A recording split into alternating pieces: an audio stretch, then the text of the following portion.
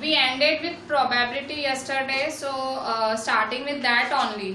ठीक है, so देखें यहाँ पे पेज 87 है, exercise 5.3 question 3, find the A probability of the pointer stopping on D in question 1A. ठीक है, अच्छा इसके लिए हमें क्वेश्चन 1A का डायग्राम देखना है. सो क्वेश्चन 1A का डायग्राम मैं बना देती हूँ. क्वेश्चन 1A का ये डायग्राम है.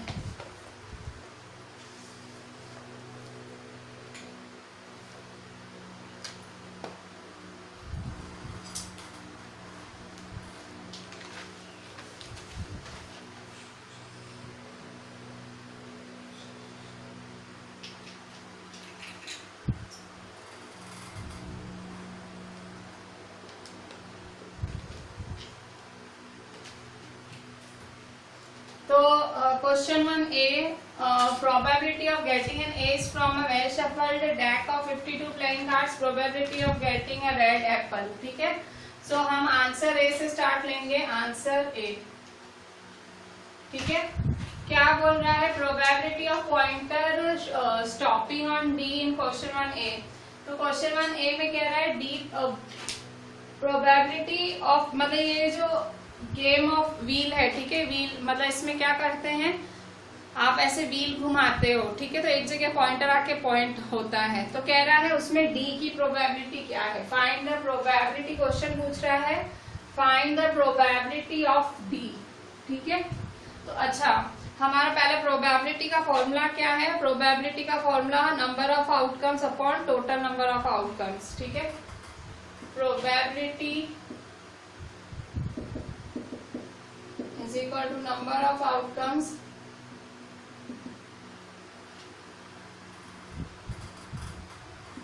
upon total number of outcomes.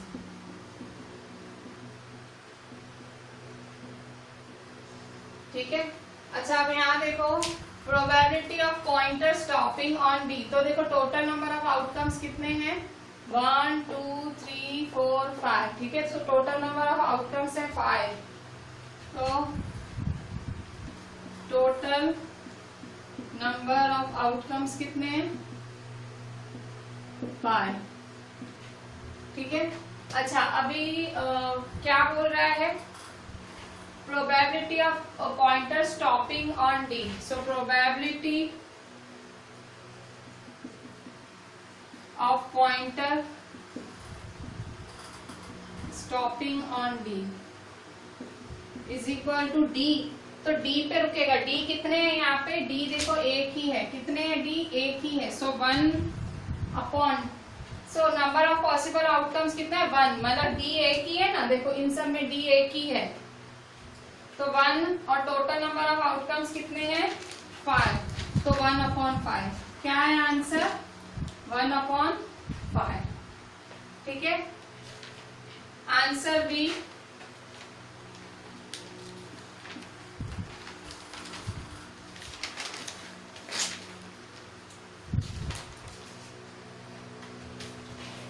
Probability of getting an ace from a well shuffled deck of 52 playing cards. ठीक है, ace from अभी यहाँ देखो ace की probability, ace क्या होता है, a. ठीक है, तो आपको पता है टोटल 52 कार्ड्स होते हैं, उसमें a कितने होते हैं, तो 4 a होते हैं. ठीक है, 4 a होते हैं अगर आपको कार्ड्स के बारे में पता हो. ठीक है, सो a कितने होते हैं, 4. पूरे 52 कार्ड्स में कितने होते हैं, 4. कौन कौन सा होता है, देखो एक तो शायद ऐसा होता है, डायमंड शेप में होता है. ठीक है, फिर एक कैसा होता है, एक ऐसा होता है, लीफ की शेप में होता है. फिर एक होता है हार्ट की शेप में. ठीक है, और क्या होता है, हार्ट, डायमंड, और कौन सा होता है,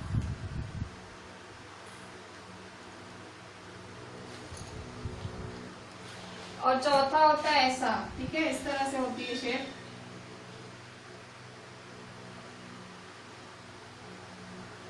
मतलब ऐसे 4 अलग अलग शेप्स होती हैं. सो एक डायमंड होती है, एक ये वाली, एक हार्ट वाली और ये. ठीक है, इनके नाम भी होते हैं, इन चारों शेप्स के नाम भी हैं. सो एक शेप का नाम है स्पेड, डायमंड, क्लब, हार्ट. ठीक है, स्पेड, डायमंड, क्लब, हार्ट, ठीक है। सो ऐसा कुछ इनके नाम होते हैं। ये हार्ट है, ये डायमंड है और ये स्पेड और क्लब है, ठीक है। ये कुछ ऐसी होती है शेप। पत्ते खोल के देख लेना। तो मतलब टोटल 4 होते हैं। ए क्या बोल रहा है क्वेश्चन कि मैं ये क्यों पत्ते गिनने बैठी हूँ, क्योंकि प्रोबेबिलिटी उसी से ही निकलेगी। देखो क्या बोल रहा है, probability of getting an S from a well shuffle deck of 52 playing cards. आपको पता है प्लेइंग कार्ड्स जो पत्ते होते हैं खेलने के, मतलब लोग दिवाली में और सावन के महीने में बहुत खेलते हैं। सो जो प्लेइंग कार्ड्स हैं, तो वो प्लेइंग कार्ड्स टोटल कितने होते हैं, 52 होते हैं। उसमें से कह रहा है ए आने की प्रोबेबिलिटी कितनी है, तो टोटल जो ए होते हैं, आप भले 52 पत्तों निकाल के देख लो, अपने घर में पढ़े हो, तो टोटल 4 होते हैं। ए 4 होते हैं। इन चारों अलग अलग डिजाइन के 4 पत्ते होते हैं पूरे टोटल में से। सो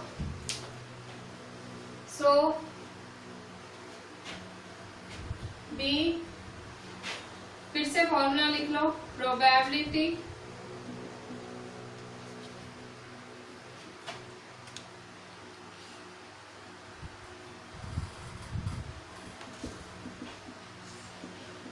number of possible outcomes upon total number of outcomes, ठीक है। So number of possible outcomes, तो पत्ते कितने होते हैं total, 4। There are 4 aces. So there are 4 ace cards, ठीक है। टोटल कितने कार्ड्स होते हैं, 4 होते हैं। 4 ace cards, total 4 ace cards होते हैं, ठीक है।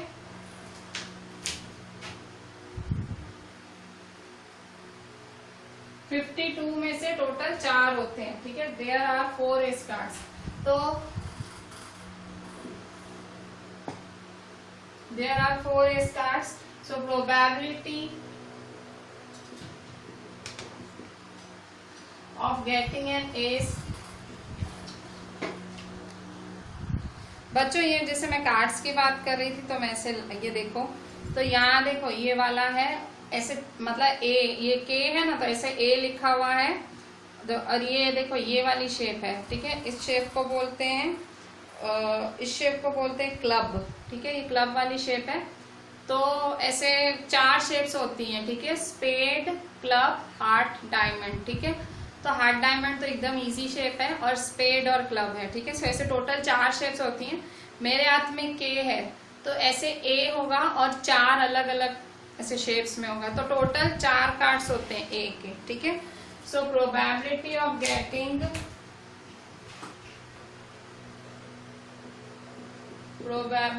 Getting an ace is equal to कितना है, टोटल 4 कार्ड्स है, मतलब एस 4 है और टोटल कार्ड्स 52, ठीक है। टोटल एस 4 होते हैं। सो 4 को 52 से डिवाइड करो, तो 4 को 52 से डिवाइड करेंगे, ठीक है। 4 1 जा 4, 4 3 जा 12 इज इक्वल टू 1/13, ठीक है। सो 1/13 है probability of getting an S, ठीक है। तो probability of getting an ace is 1/13, ठीक है। अच्छा, इसके बाद देखो ये आंसर बी हुआ, अब answer C, probability of getting a red apple. Answer C, probability of getting a red apple is equal to red apple लाने की प्रोबेबिलिटी। सो रेड एप्पल, तो अब ये वाला सम है, ठीक है। सो यहाँ देखो पहले फॉर्मूला लिख लेती हूँ, ठीक है। इसमें ना आपको आधी मार्क तो फॉर्मूला की मिल जाएगी प्रोबेबिलिटी वाले सम्स में। और ये फॉर्मूला आप जितने भी स्टैंडर्ड्स, मैंने आपको बोला ना ये 10th तक ये प्रोबेबिलिटी चैप्टर है, आप 10th तक यही फॉर्मूला लगाओगे, ठीक है। फॉर्मूला में कोई चेंज नहीं है। क्या है formula, probability is equal to possible number of outcomes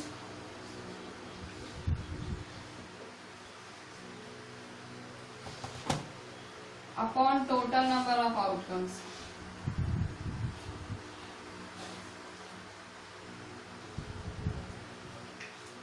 ठीक है, सो क्या चाहिए हमें? तो अभी यहाँ देखो probability of getting a red Apple. तो देखो अभी टोटल एप्पल्स कितने हैं? टोटल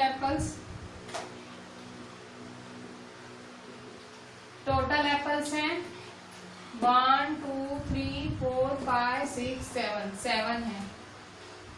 ठीक है, तो रेड एप्पल्स कितने हैं?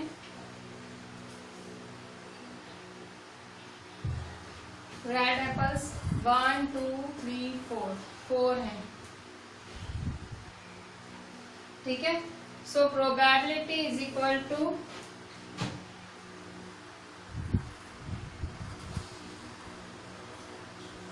पॉसिबल नंबर ऑफ आउटकम्स कितने? 4। क्या है question? Probability of getting a red apple. So probability of getting a red apple. Red apple की प्रोबेबिलिटी कितनी है? 4 और टोटल एप्पल्स कितने हैं? 7, तो 4/7। ठीक है, खबर पड़ा? हमेशा प्रोबेबिलिटी में अपॉन में टोटल लिखोगे और ऊपर आप जितने पॉसिबिलिटीज हैं, भाई लाल रेड की कितनी पॉसिबिलिटी है? तो 1 2 3 4। ठीक है, 4 है और टोटल कितने? 1 2 3 4 5 6 7। ठीक है, सो प्रोबेबिलिटी है 4/7। आप है ना ये सारे अपॉन वाले कैलकुलेट करके देख लो। आप है ना 1/5 का आंसर ला के देखो, आप 1/13 का भी आंसर ला के देखो, आप 4/7 का भी आंसर ला के देखो। सबका आंसर 0 पॉइंट समथिंग आएगा। ठीक है, इसका मतलब प्रोबेबिलिटी हमेशा 0 और 1 के बीच में ही होती है। अगर आपका आंसर कुछ और आया है मतलब आपने गलत किया। हमेशा 0 से 1 के बीच में, 0 भी हो सकती है 1 भी हो सकती है, पर उससे कम या उससे ज्यादा नहीं हो सकती है। ना नेगेटिव हो सकती है ना 1 से ज्यादा हो सकती है। So this was your question number 3।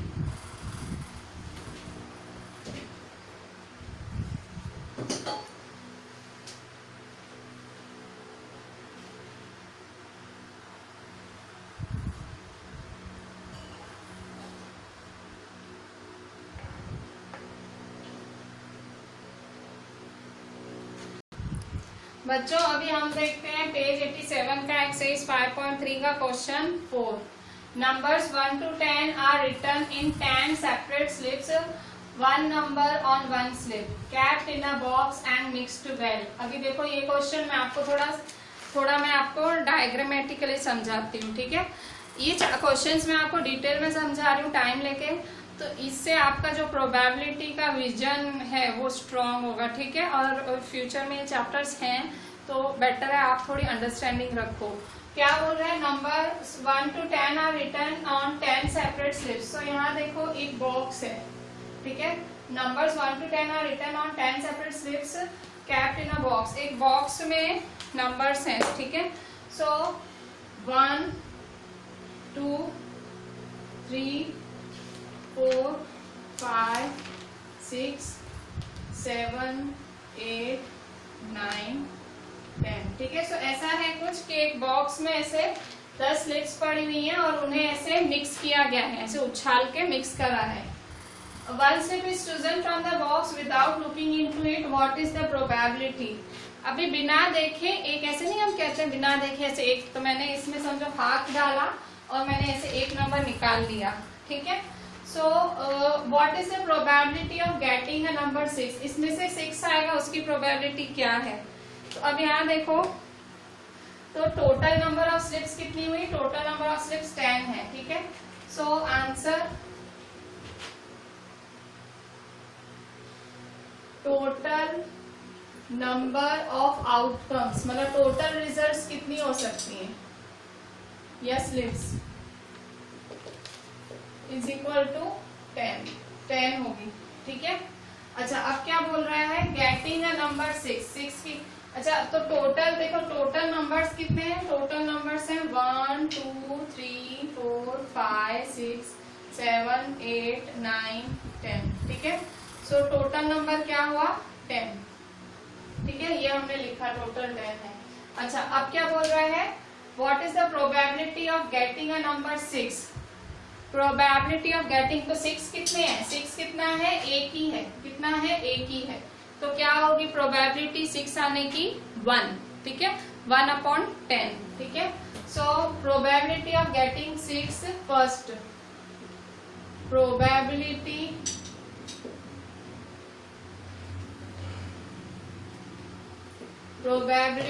of getting a number 6 आने की प्रोबेबिलिटी कितनी होगी। सो probability of getting a number 6, वो वाली फॉर्मूला लिख दो, number of outcomes, number of possible outcomes upon total number of outcomes, ठीक है। सो अपॉन में क्या है, टोटल नंबर कितने हैं 10, ठीक है, टोटल नंबर क्या है 10, और पॉसिबल आउटकम्स कितने हैं, देखो 6 कितने हैं, 6 कितने हैं यहाँ पे, 6 ओनली एक ही है, ठीक है, 6 है एक, तो 1/10, सो 1/10 आपका आंसर, ठीक है। अब second, probability of getting a number less than 6। अब इसको करने के लिए थोड़ी सी इंग्लिश भी आपकी अच्छी होनी चाहिए। क्या बोल रहा है, probability of getting a number less than 6 से छोटे नंबर की प्रोबेबिलिटी, तो 6 से छोटे नंबर कौन से होते हैं, 1, 2, 3, 4, 5, तो 6 से छोटे नंबर ये, ठीक है, तो टोटल कितने हुए 5, ठीक है। So number of possible outcomes कितने हुए, नंबर ऑफ पॉसिबल आउटकम्स, आप चाहो तो आगे ऐसे लिख दो उसको डिटेल में, क्योंकि मेरे को लगता है आप कंफ्यूज हो जाओगे। Get number less than 6, number less than 6, 1, 2, 3, 4, 5, ठीक है। सो कितना हुआ नंबर लेस देन 6, तो कितना हुआ कितना हुआ 5, so possible outcomes is equal to 5, ठीक है, पॉसिबल आउटकम्स 5, ठीक है। So probability of getting a number less than 6, probability of getting a number less than 6, तो कितना होगा, तो total number of possible outcomes कितने हैं 5, और टोटल कितना है, टोटल कितना है 10, ठीक है। सो 5 1 जा 5, 2 जा, सो 1/2। थर्ड देखो, getting a number greater than 6 से बड़ा, ठीक है, नंबर ग्रेटर देन 6, ठीक है, 6 से बड़ा कौन होता है, नंबर ग्रेटर देन 6, सो 7, 8, 9, 10, ठीक है, 7, 8, 9, 10, ठीक है। Getting a number greater than 6, number greater than 6, so probability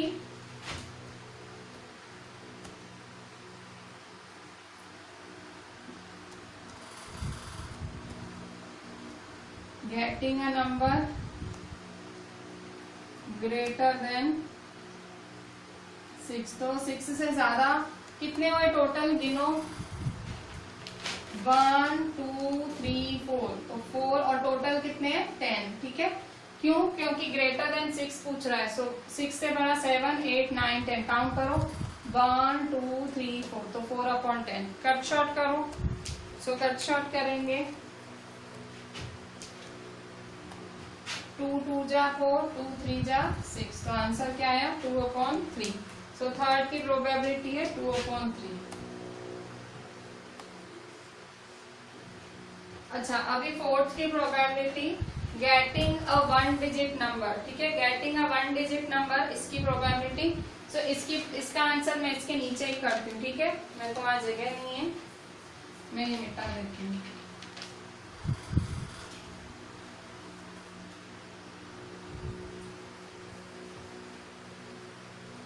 क्या है? Getting a 1 digit number. So fourth का answer getting a 1 digit number. So getting a 1 digit number. तो 1 डिजिट नंबर कितना है? 1 डिजिट नंबर 1 2 3 4 5 6 7 8 9। तो ठीक है। So probability of getting a 1 digit number, probability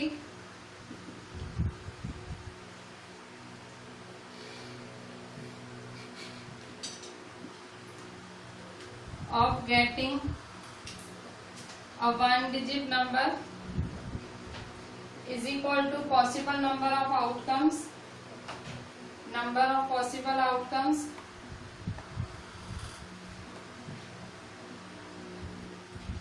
upon total number of outcomes।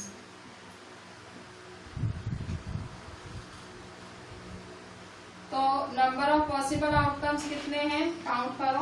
1 2 3 4 5 6 7 8 9। कितने हैं? 9।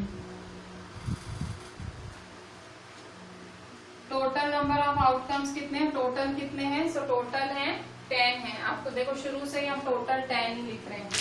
So total है 10। सो 9/10 इज इक्वल टू 9/10। ठीक है। तो ये चारों प्रोबेबिलिटी है। ये करने से ज्यादा समझने की चीज है। प्रोबेबिलिटी इमेजिनेशन है। इमेजिनेशन तो क्या, तो भी देखो मैंने इतना डिटेल में आपको बताया है, तो सोचने का ट्राई करो। ठीक है भाई, आज आप स्कूल जाओगे या नहीं, तो उसकी प्रोबेबिलिटी क्या है? सो स्कूल जाना और स्कूल नहीं जाना, तो टोटल नंबर ऑफ आउटकम्स क्या है? 2। तो अपॉन में 2 आएगा। सपोज जाओगे तो एक हुआ तो 1/2। तो जाने की प्रोबेबिलिटी क्या है? 1/2। नहीं जाओगे वो भी 1/2। इस तरह से। ठीक है, ज्यादा सोचने की चीज है। और अगर पर ये नंबर्स देखो बहुत इजी है, नंबर सोचना बहुत ज्यादा डिफिकल्ट नहीं है। ठीक है। So this was your question number 4। ये फर्स्ट, सेकेंड, थर्ड और ये फोर्थ का आंसर। ठीक है। So now we will be doing question 5।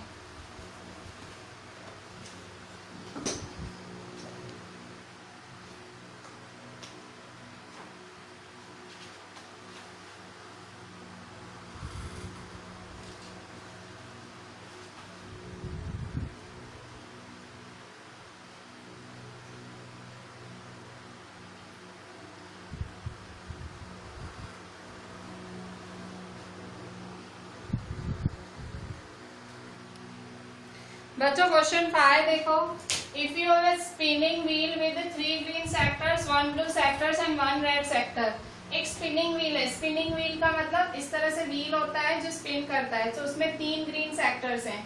3 green sectors बनाएंगे। 1 2 3, ऐसे 3 ग्रीन सेक्टर्स हैं और 1 ब्लू सेक्टर है, 1 ब्लू सेक्टर है और 1 है red sector.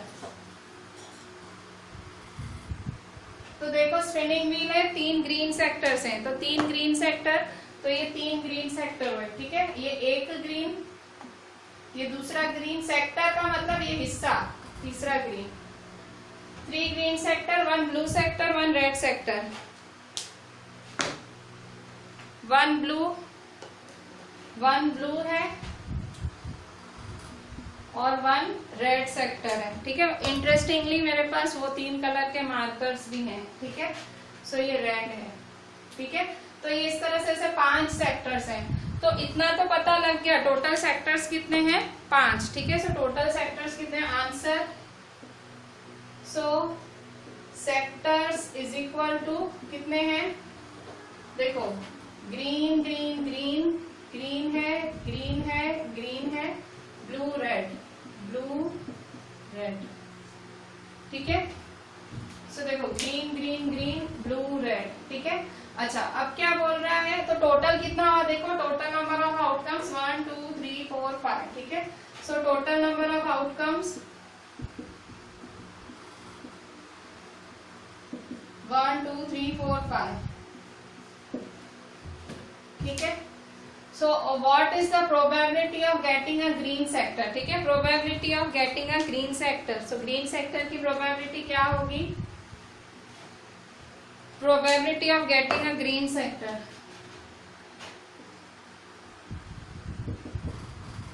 Probability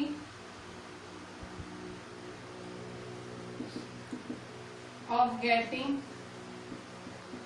a green sector,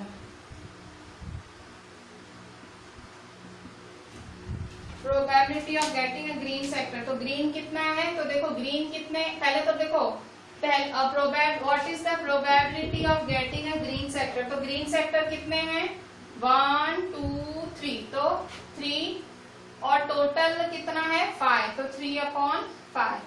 so answer क्या होगा 3/5 इज इक्वल टू 3/5, ठीक है। अच्छा, अब what is the probability of getting a non blue sector, ठीक है, probability of getting a non blue sector. So probability of getting a non blue sector, तो probability of getting a non blue sector. So blue के अलावा, non blue का मतलब क्या होता है, नॉन ब्लू का मतलब क्या होता है, ब्लू के अलावा। सो नॉन ब्लू, देखो ये ब्लू के अलावा, तो ब्लू के अलावा कितने बचे, ब्लू के अलावा, तो यहाँ देखो 1 2 3 4, ठीक है, ये ब्लू के अलावा कितने बचेंगे, 1 2 3 4, 1 2 3 4 ब्लू के अलावा, ठीक है। सो 4 और टोटल कितने होते हैं 5, 4/5। मैंने यहाँ फॉर्मूला लिखना भूल गई, आप लिख देना, फॉर्मूला तो पता है ना आपको, फॉर्मूला क्या होती है, तो फॉर्मूला लिखने की आधी मार्क मिलती है, ठीक है, इसलिए मैं आपको कह रही हूँ लिख लेना, मैं भूल गई। यहाँ फॉर्मूला लिख लेना, probability is equal to number of outcomes upon, चलो मैं लिख लेती हूँ, मेरे को जगह हो तो, probability is equal to number of outcomes upon total number of outcomes.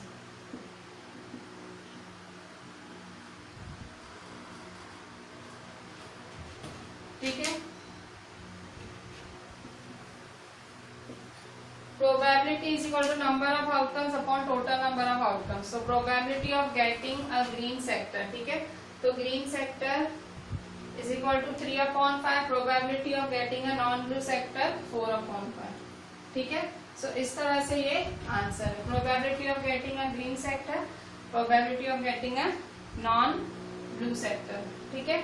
सो 3/5 और 4/5, ठीक है। अब क्वेश्चन 6 भी कर ही लेते हैं। Question 6, find the probabilities of events, find the probabilities of events in question 2। Question 2 में प्रोबेबिलिटी ऑफ इवेंट्स, तो क्वेश्चन 2 वाला आंसर डिट्टो फिर से लिखना है, मैं लिख लेती हूँ, ठीक है। So first probability of events in dice, dice में, तो first A prime number, B not a prime number,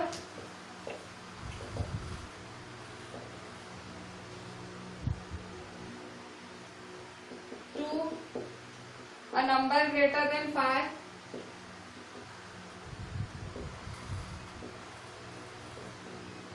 B a number not greater than 5,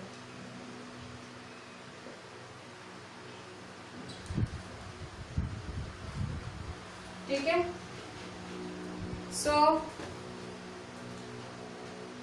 अभी answer probability of events in dice, तो डाइस में टोटल आउटकम्स कितने होते हैं, तो outcomes कितने होंगे डाइस, जब आप डाइस थ्रो करोगे तो कितने आउटकम्स होंगे, या 1 आएगा या 2 या 3 या 4 या 5 या 6। अच्छा, अब क्या बोल रहा है, डाइस फेंकने पे इतने आउटकम्स आएंगे, ठीक है। अच्छा, अब बोल रहा है तो टोटल कितने हुए, n इज इक्वल टू 6 हुआ, टोटल n 6।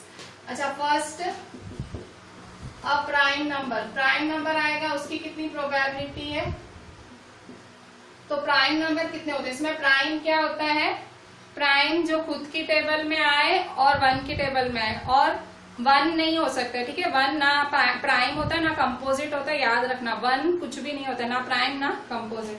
सो कौन कौन से नंबर है जो खुद की टेबल में आएंगे? 2, 3, 5, ठीक है।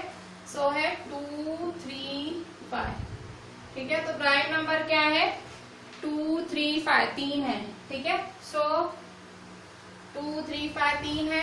तो अच्छा अब यहाँ देखो, अब फॉर्मूला लिखो, प्रोबेबिलिटी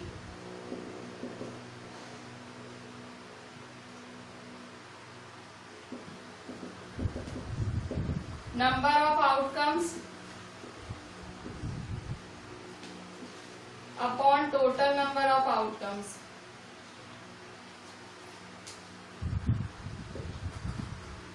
तो is equal to number of outcomes कितने हैं? नंबर ऑफ आउटकम्स कितने हैं? 1, 2, 3। और टोटल नंबर कितना है? टोटल नंबर ऑफ आउटकम्स 1, 2, 3, 4, 5, 6, तो 6। तो 3/6 क्या होगा? कट शॉर्ट करो, 3 1 जा 3 2 जा, सो 1/2, ठीक है। इसके बाद ए हुआ। अब B, not a prime number, prime number नहीं है। नॉट अ प्राइम नंबर क्या होगा? तो नहीं, प्राइम नंबर नहीं है। तो प्राइम नंबर कौन नहीं है इसमें? तो देखो प्राइम नंबर कौन सा नहीं है? So not a prime number में हम लिखेंगे फिर से, तो ये देखो ये सारे प्राइम नंबर है ना, ये प्राइम नंबर है, तो इनके अलावा क्या बचा? 1, 4, 6, ठीक है। सो जो प्राइम नंबर नहीं है 1, 4, 6 है, ठीक है। So probability is equal to कितने हुए? 1, 2, 3, तो 3/6, 3 1 जा 3 2 जा, 1/2, तो is equal to 1/2। Second, a number greater than 5. Second, a number greater than 5.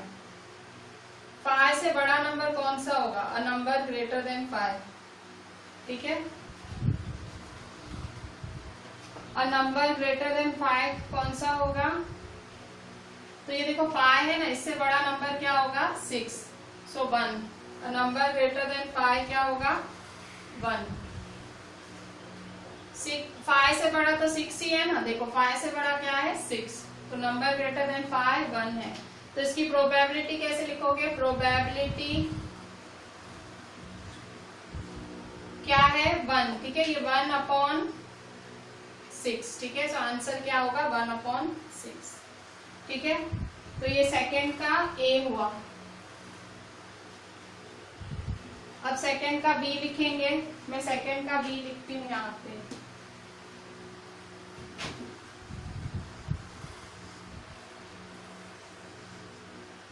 Second का बी,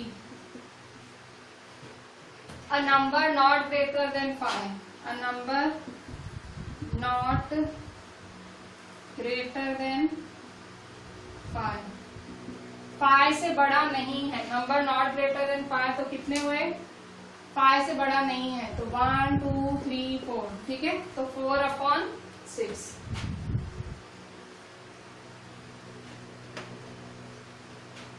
सो 4/6 कट शॉर्ट करो। नंबर नॉट ग्रेटर देन 5 कितने? 5 से बड़ा नहीं है, तो कितना कौन कौन होगा? 1 2 3 4, तो टोटल कितने हुए? 1 2 3 4, कट शॉर्ट करो। 2 2 जा 4, 2 3 जा 6, तो 2/3, ठीक है। सो इस तरह से होता है। ऊपर जो होता है वो जिस नंबर के बारे में दिया हुआ है उसको गिन के लिखना चाहिए, और अपॉन तो सबसे सिंपल होता है। जो अपॉन में नीचे लिखते हो ना, वो तो टोटल ही लिखते हो। देखो यहाँ पे आपने 6 लिखा, यहाँ 6 लिखा, यहाँ 6 लिखा, यहाँ 6 लिखा, तो आपने सबका अपॉन सेम लिखा, सिर्फ ऊपर क्या लिखा आपने? डिफरेंट, ठीक है। So this was our question number 6, और इसी के साथ हमारा जो प्रोबेबिलिटी टॉपिक है that was a very important topic from your coming, जो आप कमिंग ईयर्स के हिसाब से आपका इम्पोर्टेंट टॉपिक है। सो नाउ हम थोड़ा सा पाई चार्ट देख लेते हैं। मैंने आपको कहा था हम पाई चार्ट भी स्टार्ट करेंगे, सो हम जस्ट स्टार्ट तो ले लेते हैं, ठीक है।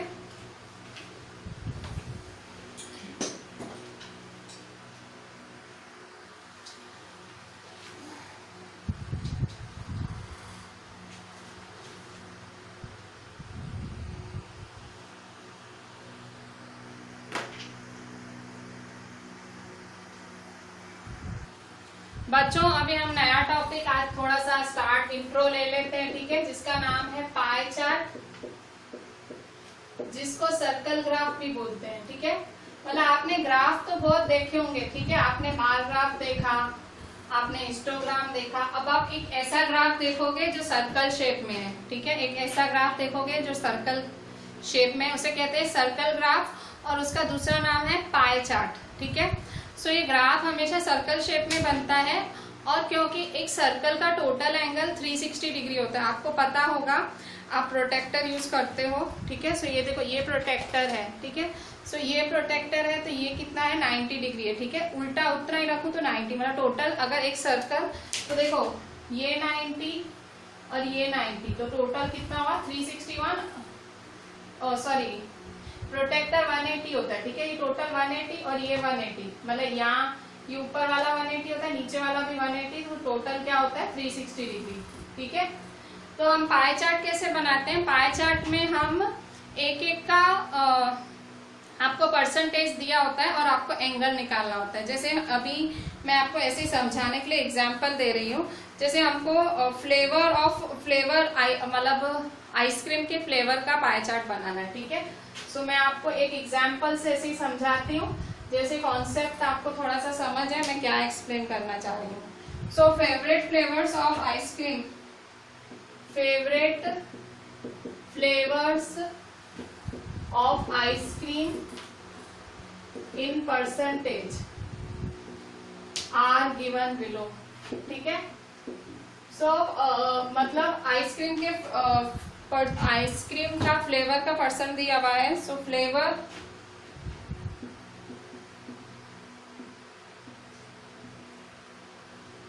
चॉकलेट, वनीला, अदर फ्लेवर्स, ठीक है। सो ये आपके फ्लेवर्स हैं, ठीक है, फ्लेवर्स है चॉकलेट, वनीला और अदर फ्लेवर्स, और परसेंटेज ऑफ स्टूडेंट्स, मतलब जिनको ये फ्लेवर पसंद है। सो परसेंटेज ऑफ स्टूडेंट्स जिनको ये फ्लेवर चॉकलेट फ्लेवर कितने स्टूडेंट्स को पसंद है, 50%, वेनिला 25% बच्चों को पसंद है, और बाकी के फ्लेवर्स बाकी के 25% को।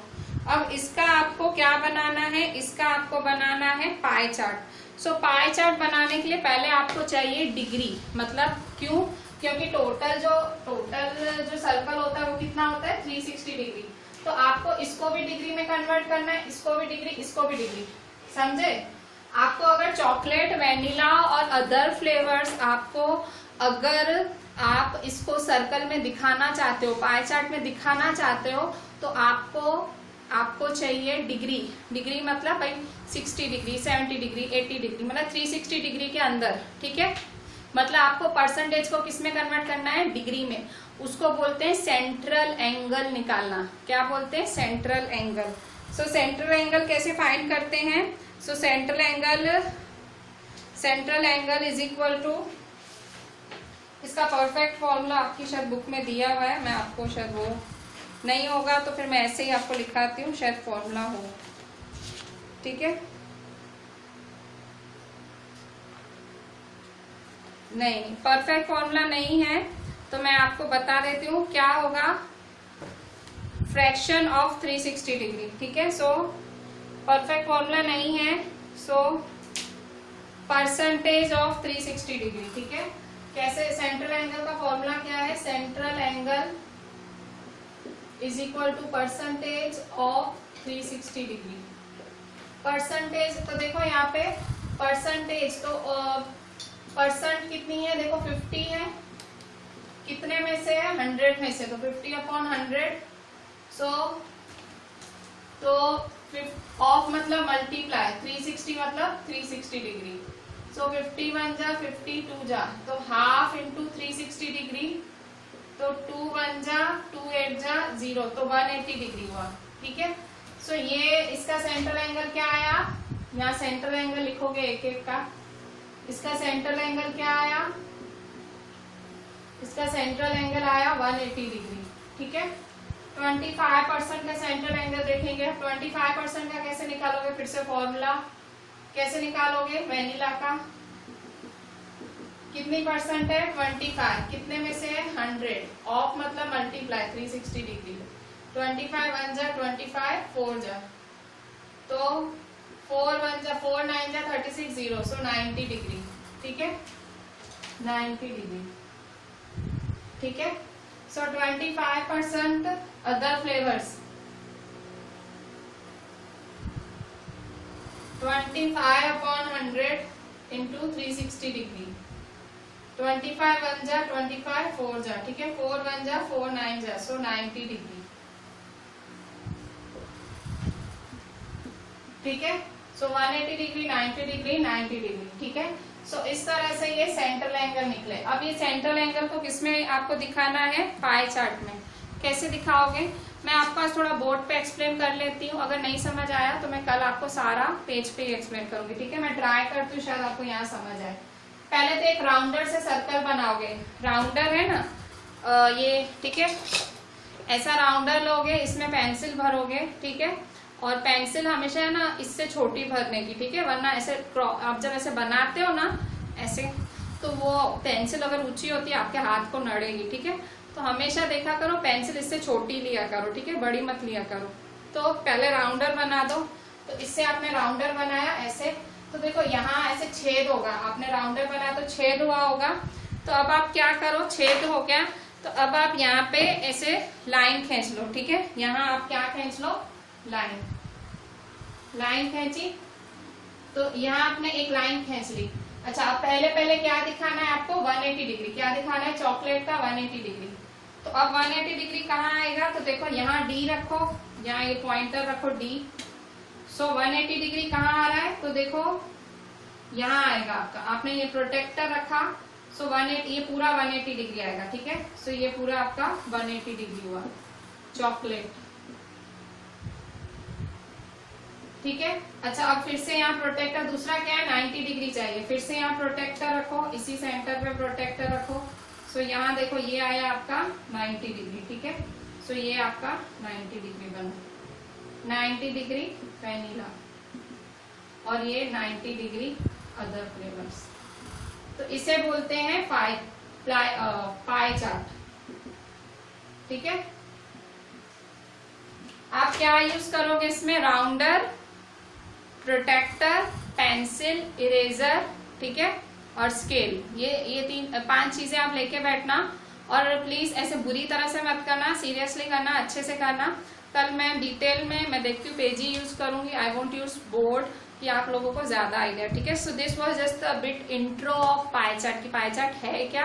We will discuss the whole exercise tomorrow. Do the entire work properly, अच्छे से देखें, कॉन्सेंट्रेशन से देखें। Send me the work on WhatsApp. चलें, थैंक यू।